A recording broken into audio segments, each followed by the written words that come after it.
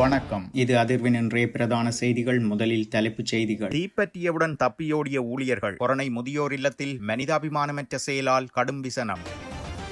அரச வங்கியொன்றில் நடந்த பாரிய கொள்ளை. வங்கி அதிகாரி குறித்து வெளியான பகீர் தகவல்கள். மன்னாரில் பழமையான கத்தோலிக்க ஆலயத்தில் புதையல் வேட்டை. போலீசாருக்கு அறிவித்தும் நடவடிக்கை எடுக்கவில்லை. மக்கள் விசனம். கொழும்பில் பெண்ணொருவரின் பெருந்தொகை சொத்துக்கள் அரசினால் பறிமுதல். இரவில் ஆடைகளின்றி சுரேஷ் சாலே. கணவருக்கு நடந்ததென்ன? கதரும் மனைவி ஜனாதிபதிக்கு சென்ற கடிதம். யாழில் இரவு நேரத்தில் பீதியை கிளப்பிய சம்பவம். முகங்களை மூடி கருப்பு ஆடையில் அரங்கேற்றப்பட்ட செயல். மட்டக்களப்பு வங்கியில் போலி தங்க நகை மோசடி. 9 மாதங்களின் பின் கைது செய்யப்பட்ட நபர். நெற்பயிர் செய்கைக்கான உரமானியம் 5000 ரூபாவினால் அதிகரிப்பு.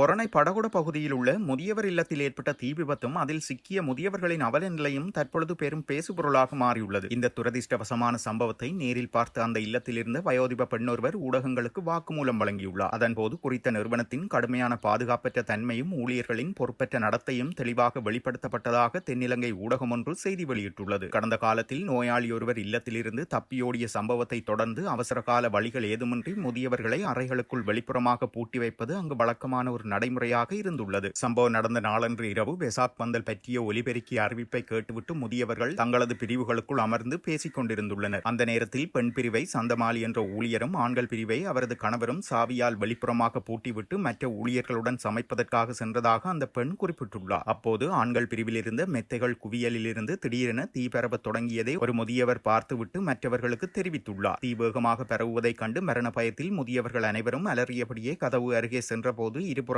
கதவுகள் பூட்டப்பட்டிருந்ததால் அவர்களால் தப்பிக்க முடியாத நிலை ஏற்பட்டுள்ளது. இந்த கொடூரமான தருணத்தில் அவர்களின் உயிரை காப்பாற்ற வேண்டிய ஊழியர்கள் கதவுகளை திறக்க முயற்சிக்காமல் சாவிகளுடன் பீதியடைந்து சம்பவ இடத்தை விட்டு ஓடியதாக கூறப்படுகிறது. இந்த அலட்சியத்தின் உச்சகட்டமாக 2 முதியவர்கள் தங்களது படுக்கைகளுடன் சேர்த்து பிணைக்கப்பட்டிருந்ததால் அவர்களால் நகரக்கூட முடியாத நிலை ஏற்பட்டு தீயில் கருகி உயிரிழந்ததாக கூறப்படுகிறது. இந்நிலையில் தீயை கட்டுப்படுத்த கிராம மக்கள் ஓடிவந்த போதிலும் இல்லத்தின் பிரதான வாயிலும் பூட்டப்பட்டிருந்ததால் அவர்களால் உடனடியாக உள்ளே நுழைய முடியவில்லை என்று குறித்த பெண் குறிப்பிட்டுள்ளார். இதன் பின்னர் எப்படியோ ஒரு கதவு திறக்கப்பட்டதன் மூலம் மற்ற முதியவர்கள் தப்பித்து தங்களது உயிரை காப்பாற்றிக் கொள்ள முடிந்ததென அப்பெண் மேலும் தெரிவித்துள்ளார்.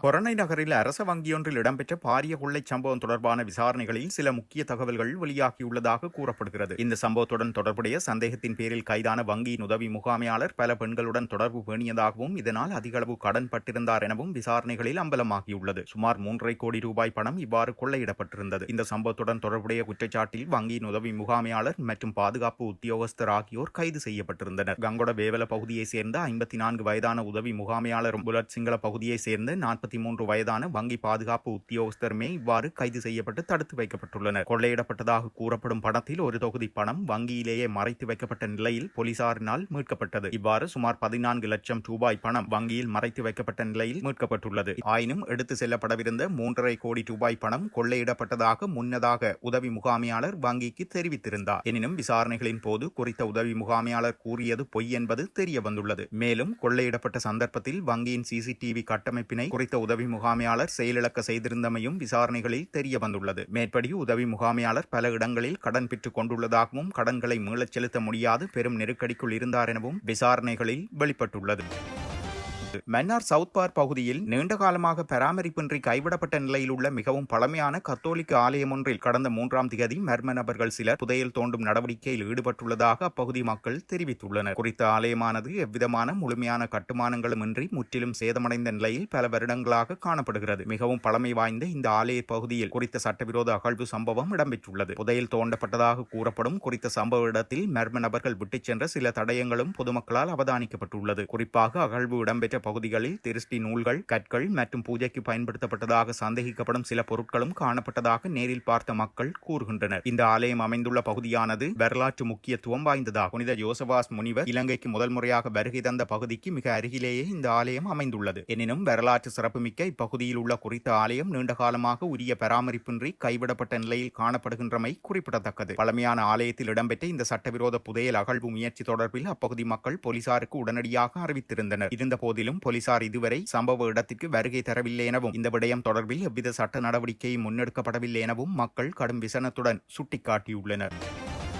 அரச புலனாய்வு சேவையின் முன்னாள் பிரதானி மேஜர் ஜெனரல் சுரேஷ் சாலே கைது செய்யப்பட்டு சிறையில் வைக்கப்பட்டுள்ள நிலையில் அவரின் தற்போதைய நிலை குறித்து பல்வேறு தகவல்கள் வெளியிடப்பட்டு வருகின்றன. சுரேஷ் சாலே சிறைச்சாலைக்குள் மிக மோசமான நிலையில் மன அழுத்தத்திற்கு உள்ளாகியுள்ளதாக அவரின் சட்டத்தரணிகளால் நீதிமன்றத்தில் தெரிவிக்கப்பட்டது. அதே நேரம் கடந்த வாரம் சுரேஷ் சாலேவின் மனைவி மிகுந்த மனவேதனையுடன் ஜனாதிபதிக்கு கடிதம் ஒன்றை எழுதியதாகவும் கூறப்படுகிறது. அக்கடிதத்தில் தனது கணவர் எதிர்கொண்டுள்ள கடுமையான நிலைமை மற்றும் சுரேஷ் சாலேவின் மாறுபட்ட நடத்தைகள் குறித்து மிகவும் உருக்கமாக மற்றும் சர்ச்சைக்குரிய குற்றச்சாட்டுகளை அவர் முன்வைத்ததாக கூறப்படுகிறது. இதேவேளை சுரேஷ் சாலே அப்பாவி மக்களுக்கு மேற்கொண்ட சித்திரவதைகளே தற்போது அவருக்கு ஏற்படுகின்றன என்றும் ஒரு சில தரப்பினர் கருத்துக்களும் முன்வைத்து வருகின்றமையும் இங்கு குறிப்பிடத்தக்கது.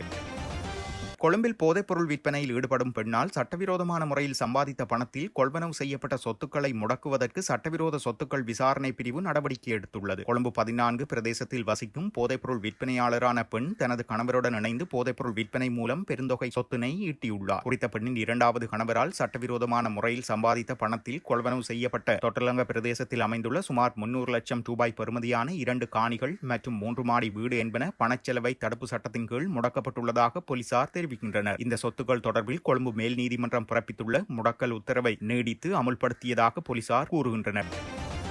யாழ்ப்பாணம் வட்டுக்கோட்டை போலீஸ் பிரிவுக்குட்பட்ட பிளவத்தை பகுதியில் வாழ்வெட்டு குழு ஒன்று அட்டகாசம் புரிந்துள்ளது. குறித்த பகுதிக்கு கடந்த 4ஆம் தேதி முகங்களை மூடி கருப்பு உடை அணிந்து வாளுடன் வந்த குறித்த குழுவினர் வீடொன்றின் கதவினை திறந்து உள்ளே சென்று அங்கிருந்த பொருட்களை அடித்து சேதப்படுத்தியுள்ளனர். வீட்டில் யாருமில்லாத நிலையில் இந்த வன்முறை சம்பவம் இடம்பெற்றுள்ளது. அதனைத் தொடர்ந்து தாக்குதலை மேற்கொண்ட குழு அங்கிருந்து தப்பிச் சென்றதாகவும் கூறப்படுகிறது. இந்நிலையில் இதுகுறித்து வட்டுக்கோட்டை போலீஸ் நிலையத்தில் முறைப்பாடு பதிவு செய்யப்பட்டதை அடுத்து மேலதிக விசாரணைகள் மேற்கொள்ளப்பட்டு வருகின்றன.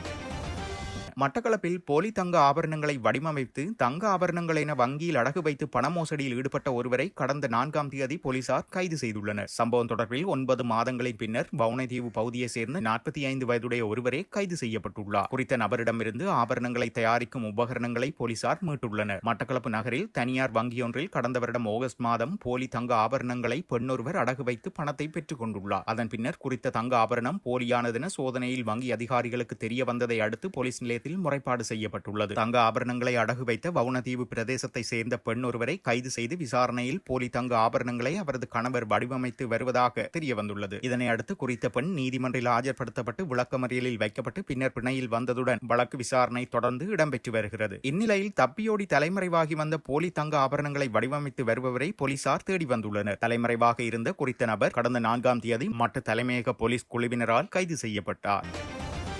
சிறுபோகத்தில் நெல் விவசாயத்திற்காக ஹெக்டேயர் ஒன்றுக்கு வழங்கப்படும் உரமானியத்தை 30,000 ரூபாய் வரை அதிகரிப்பதற்கு அரசாங்கம் நடவடிக்கை எடுத்துள்ளது. தற்போதைய உர கையிருப்பு மற்றும் உர விநியோகம் செயல்முறை குறித்து தெளிவுபடுத்துவதற்காக ஊடகவியலாளர் சந்திப்பொன்று நடைபெற்றுள்ளது. இதில் கலந்து கொண்டு கருத்து தெரிவித்த விவசாய அபிவிருத்தி ஆணையாளர் நாயகம் தம்மிக்க ரணதுங்க ஒரு மூடை யூரியா உரத்தை அதிகபட்சமாக 10,200 ரூபாய் என்ற விலையில் வழங்குவதற்கு நடவடிக்கை எடுக்கப்பட்டு வருவதாகவும் குறிப்பிட்டுள்ளார். இதுகுறித்து அவர் மேலும் கூறுகையில், அரசாங்கத்தினால் இந்த பருவம் முதல் உரம் மானியமாக வழங்கப்படும் தொகையை அதிகரிப்பதற்கு தீர்மானிக்கப்பட்டுள்ளது. இதுவரை ஹெக்டேயர் ஒன்றிற்கு 25,000 ரூபாயாக காணப்பட்ட உரமானியம் இந்த பருவம் முதல் நெல் விவசாயத்திற்காக ஹெக்டேயர் ஒன்றிற்கு 30,000 ரூபாய் வரை அதிகரிக்கப்பட்டுள்ளது என்று கூறியுள்ளார். முதற்கட்டமாக சுமார் 48,000 மெட்ரிக் டன் அளவு உரம் நாட்டின் அனைத்து கமநல சேவை நிலையங்கள் ஊடாகவும் விநியோகிப்பதற்கு நடவடிக்கை எடுக்கப்பட்டுள்ளது. எனினும் இந்த அளவு போதுமானதாக இல்லை என்றும் இதற்கமைய அரசாங்கம் மேலும் 15,000 மெட்ரிக் டன் உரத்தை தனியார் துறைகளிடமிருந்து கொள்வனவு செய்துள்ளதென்றும் அவர் தெரிவித்துள்ளார். இத்துடன் செய்திகள் நிறைவடைகின்றன. மறக்காமல்